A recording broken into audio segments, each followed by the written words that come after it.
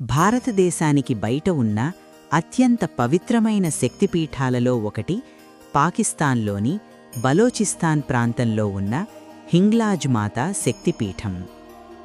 పురాణాల ప్రకారం దక్షయజ్ఞం తర్వాత సతీదేవి శరీరం విభజించబడినప్పుడు ఆమె బ్రహ్మరంధ్రం లేదా తలభాగం ఈ ప్రాంతంలో పడినట్లు చెబుతారు. అందువల్ల ఈ పవిత్ర స్థలం హింగ్లాజ్ మాతా శక్తిపీఠంగా ప్రసిద్ధి చెందింది. హింగ్లాజ్ మాతా ఆలయం ఒక గుహలో ఉంది. ఇది ఎడారి పర్వతాల మధ్య ఉన్న ప్రత్యేకమైన క్షేత్రం.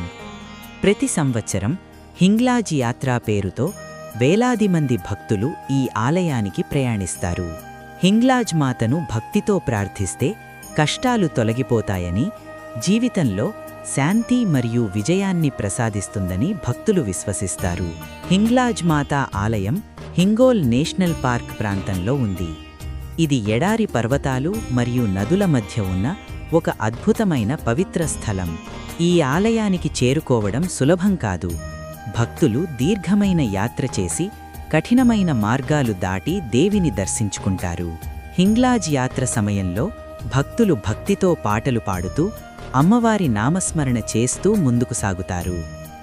ఈ క్షేత్రం హిందువులతో పాటు ఇతర మతాల ప్రజలకు పవిత్రంగా భావించబడుతుంది.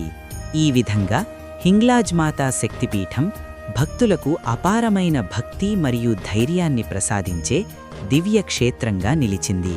ఇదే పాకిస్తాన్లోని హింగ్లాజ్ మాతా శక్తిపీఠం మహిమ. మరిన్ని శక్తిపీఠాల విశేషాల కోసం మా ఛానల్ను సబ్స్క్రైబ్ చేయండి. జై మాతాది.